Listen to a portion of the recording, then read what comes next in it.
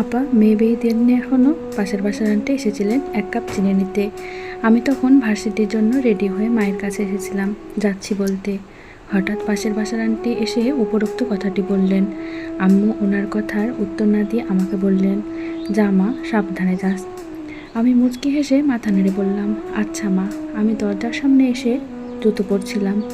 আমার কানে স্পষ্ট এলো, মা আন্টিকে বলছে, আপা আমার মেয়ের যথেষ্ট অধিকার আছে তার ইচ্ছে প্রকাশ করার, আর তার ইচ্ছে ছিল পড়াশোনা করে কিছু একটা করা। আর বাবা মা হিসেবে আমাদের দায়িত্ব ছিল শুধু মেয়েকে সাপোর্ট করা। আমরা শুধু এতটুকুই করছি। আর এছাড়াও আমার ছেলে প্রতিষ্ঠিত হওয়ার আগ অবধি বাবার খেয়ে পড়ে মানুষ হতে পারলে আমার মেয়ে কেন পারবে না? তাও কিনা আমার মেয়ে তার পড়াশোনার খরচ সে নিজেই চালায় টিউশনি করে। মায়ের কথাগুলো শুনে চোখ দুটো ঝলমল করে উঠল, এই ঝলমল খুশির, যা কখনো বলে বোঝানো সম্ভব নয়। ভার্সিটি থেকে ফেরার পথে হঠাৎ পিছন থেকে ফিসফিস ভাবে এলো, মেয়েটা আর একটু উজ্জ্বল হলে ভালো লাগতো, গায়ের রঙটা ময়লা, নয়তো আমার আবিরের বউ করে আনতাম।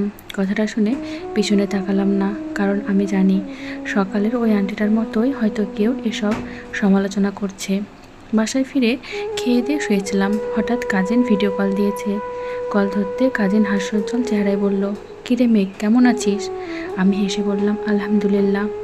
তারপর ও ব্যঙ্গ স্বরে বলল, কী রে, চিকন হয়ে যাচ্ছিস কেন? ফুপি খাবার টাবার খাওয়ায় না নাকি? কথাটা শুনে আর ভালো লাগছিল না, কল কেটে ফোন অফ করে শুয়ে পড়লাম।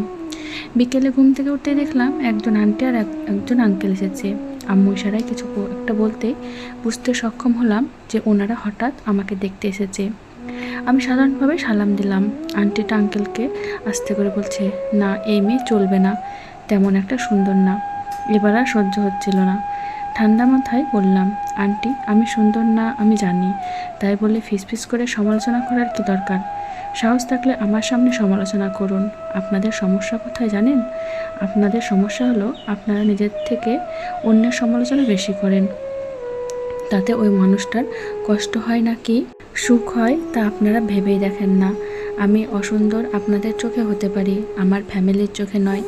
একটা মেয়েও মানুষ, তারও মন আছে। গায়ের রং কালো কিংবা একটু ময়লা হলেই যে কথা শোনাতে হবে তা কেন বলুন তো? আপনাদের যিনি সৃষ্টি করেছেন, একজন কালো মানুষকেও তো তিনি সৃষ্টি করেছেন।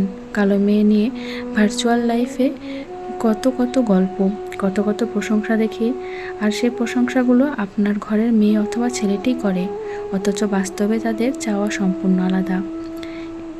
একটা মেয়ে বিয়ের আগে কাজ পারে কি না তা আপনারা মেয়ে দেখতে গিয়ে বলেন, অথচ বিয়ের পর ওদের রান্নায় একটু খামতি হলে বলবেন মা বাবা কিছু শেখায়নি। আমার মতো অনেক মেয়ে আছে যারা অনেক সমালোচনার মুখোমুখি হয়, কিন্তু মুখ খুলে কিছু বলতে পারে না, হয়তো সংকোচে। কিন্তু আমি একটা কথা বলছি, আমরা মেয়ে কেন কোনো জিনিস নয় যে সুন্দর, ভালো, দামি হতে হবে। আমি কেমন তা আপনাদের না ভাবলেও চলবে। আমি অসুন্দর হলেও আমার ব্যাপার, সুন্দর হলেও আমার ব্যাপার। লাইফটা আমার, আপনাদের নয়।